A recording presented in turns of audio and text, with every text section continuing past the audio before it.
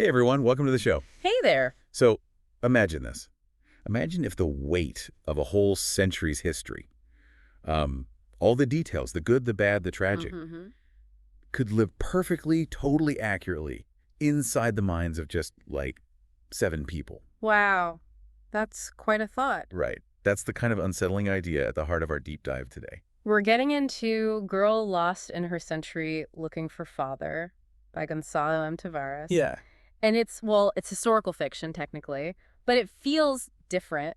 Not your standard narrative arc. Definitely not. It's more like a collection of moments, encounters, observations, all set in this Europe, still reeling from the Holocaust. That's a good way to put it. And at the center, you have Marius. He's accompanying this young girl, Hanna. Right, Hanna. Yeah. She has Down syndrome, and she's searching for her father. That's the thread, sort of. Exactly. The narrative kind of hangs off that journey. You know what really grabbed me about this book? It was the details. The small things Tavares uses to explore these huge ideas. Like what, for instance? Well, there's this bit about a set of index cards.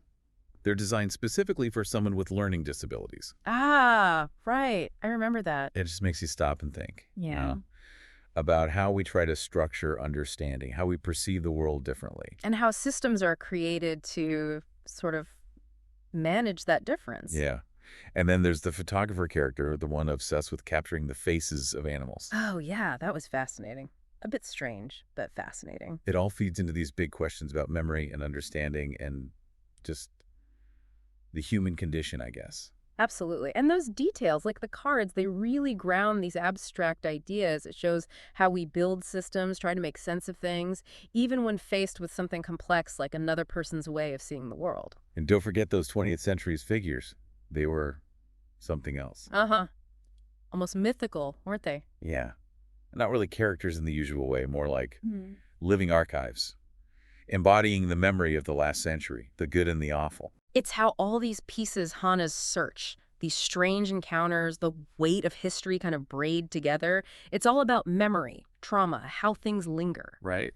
Those index cards, for example, they're simple, but they say so much about trying to organize knowledge, maybe even control it when faced with individuality. True. It shows how systems can help, but also maybe limit how we see people. Precisely. Okay, so on the flip side, if I had to pick something that didn't quite click for me perfectly, Go on. it's probably the structure. It feels very fragmented at times. Yeah, and I could see that. You jump between people, between scenes, and the connections aren't always spelled out. Mm-hmm.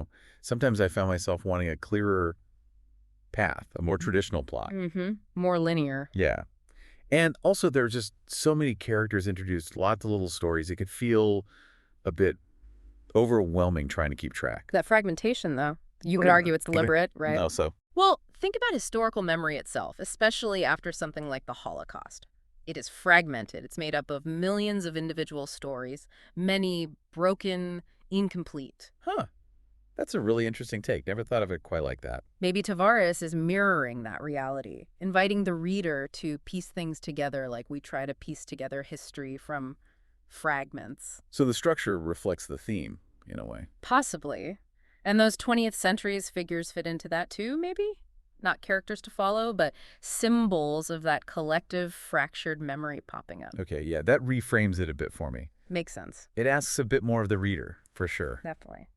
So weighing it all up, the fascinating ideas, the unique style, but also the challenging structure. I'm landing on a 3.5 out of 5 stars. Fair rating. It's not an easy, straightforward read, It really makes you work, makes you think. But the insights, the themes, they definitely stick with you. I agree. It's definitely more about the thematic journey and the kind of emotional echoes than a plot-driven story. And Hannah's character having Down syndrome in that historical context. Yeah, that adds another layer entirely.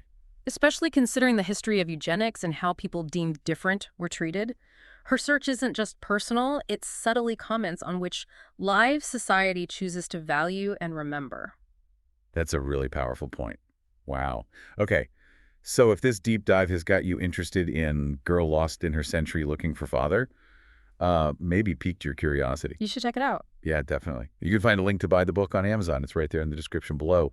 And hey, if you enjoyed this, please like and subscribe for more deep dives into interesting books and ideas. Absolutely. Thanks, everyone, for tuning in. We genuinely love to hear what you thought. Yeah, what resonated with you? Was there a particular moment or idea from our chat or from the book, if you've read it, that really stood out? Drop your takeaways in the comment section. We really do read them. And please share this with anyone you think might appreciate this kind of unconventional storytelling. Definitely. And maybe just one final thought to leave you with. Think about memory, individual memory, collective memory, how powerful it is, but also how fragile. Right. If all the physical records, all the books, the photos, the files, if they all just vanished tomorrow, who would be left to tell the story? Just the people who remembered. Exactly. And how would their own filters, their interpretations, their biases, how would that shape what we understand as the truth of the past? A sobering thought. Something to chew on. Indeed. Thanks again for joining us. See you next time.